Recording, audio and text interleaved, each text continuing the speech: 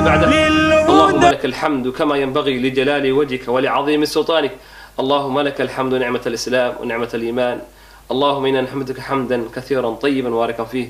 ولا ليال وكلمة كوبا ونغط رجلي إلهي سبحانه وتعالى mahadnaqiisa iyo baryada ilaahay subxaanahu wa tacaala labadaas kelimo ayaan insha allahu tacaala diirada saari doonaa.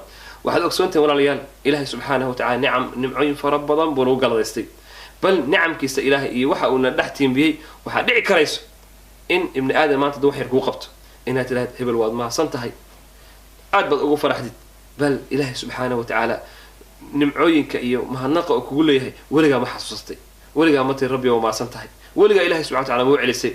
aan dhaqaaqno halkan isla tagno cisbitaalada waxaa jooga mid kula mid ah isku da-aad tihiin wada siman tihiin dhinac walba marka laga fiiriyo waxbana aad dheerayn, laakiin beeb 5 sano cunto ka cunaya mid kelihiisu ay ka maqan yihiin la sifeeyo saxaradii iyo wixiisana beebab iyo ma aragtay tuubooyin ay ku daba xiran yihiin, kaas iyo adiga ilahay u siman tihiin.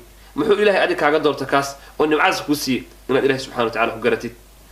halkan ka bax mid baa indhool ah waxbana arkaynin oo darbiyada iyo meelaha ku dhacayo, adigana ilahay 2 indhood buu ku siiyey, weligaa ma tiri ilaahay waa umaasan tahay. waxaa jirta qiso oday Soomaali laga soo guuriyey in asagoo ay kaadida ku dhigtay odayga markii kaadida ku dhigtay ambalaas baa la wacay.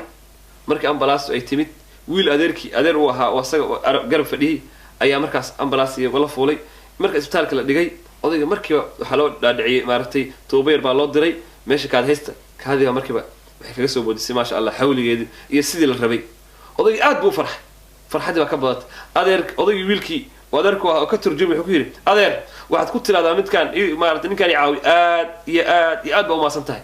wiil yar aqli badan buu ahaa uu is yar celiyay wuxuu yiri adeer waan dhahayaa bal arrinka jawaab adeer weliga intaasaad noolayd weliga masquul baad gali jirtay ilaahu maasta ma tiro yiri ilaahayow waa maasan tahay rabbi oo ma tiri. odaygu waa runtaa meesha is qabtay dib waxay ku noqotay hadal cajiib ah. walaalayaal weligaa ilaahay subxaanahu wa tacaala nicamka uu ku siiyey wallahi wax la koobi kara maaha. ilaahay waa asagii lahaa wain tacudduu nicmat allahi laa tuxsuuha, nicamka ilaahay mid aad koobi kartaan maaha. saa daraaddeed ducada ilaahay subxaanahu wa tacaala oo kelimada labaad aan rabee walaalayaal ilaahay subxaanahu wa tacaala habeen walba wuxuu imaadaa samaa dunya ilahay wuxuu leeyahay barya. بل حديث القدس رب وحكول يهي والنبي نوسو ورنيو إلهي إن ربكم حيي ربك وحشود بدنه وحكحشد يستحي الدونك سو كحشد رب سبحانه وتعالى إذا رفع يديه إلى السماء هدو سمانا الجعميس أتاكتو إلهي أهور صدو إنه كسو عليه صفرا أيك زيرة جعميه إبرة إنه إلهي كسو عليه رب سبحانه وتعالى وكحشد بل وحلاقي يا إن كل يرنو إن هبل شحادنا waxaa laga yaabaa inaan ku dhiirano midna la mid oo xitaa laga ku soo caayo hebel maanta iimid soo shaxadayo inaan gacmo u horsano oo hoos tagno ilaahayna subxaanahu wa tacaala bari oo wax weydiiso albaabada aan ilaahayga aan albaabadiisa laga xirinin.